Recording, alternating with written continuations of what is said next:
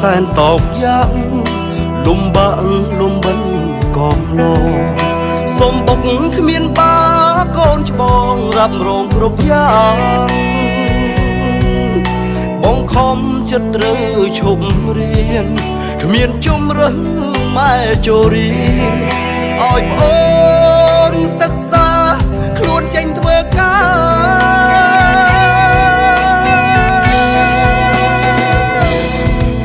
ក្រុងស្រុកស្អាតសង្វាតធ្វើការ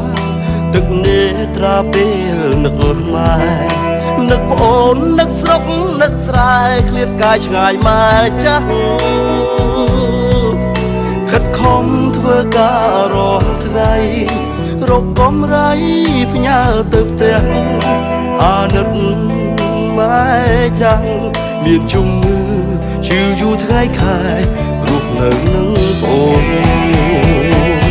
កើតមកក្រីក្រគ្មានកំហុសទេប៉ុន្តែបើស្លាប់ទៅទាំងនៅក្រ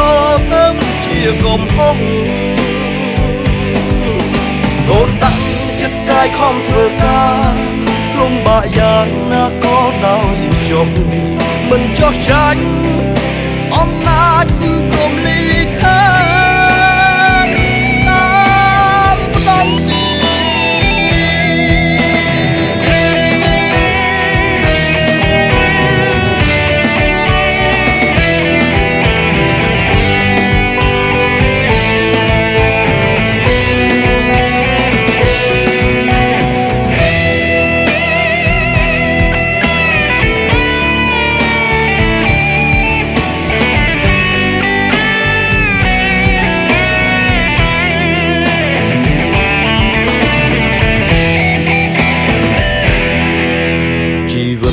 គឺជាការតស៊ូ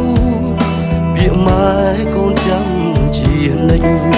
រូបកូនចងចាំមិនភ្លេចនឹកឃើញរាល់ថ្ងៃការងារកម្មកររោងចក្របើកប្រាក់ផ្ញើឲ្យម្ដាយថ្លៃលំបាកមិន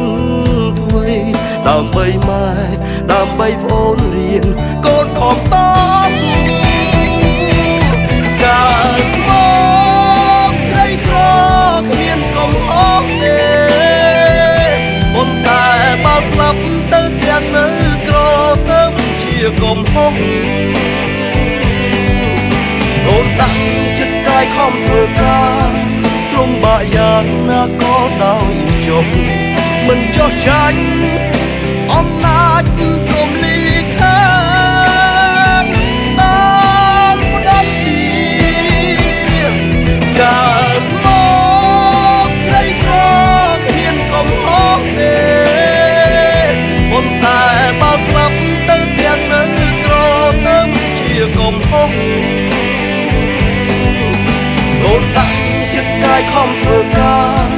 លំបាកយ៉ាងណាក៏ដោយចុះមិនចោះចាញ់អំណាច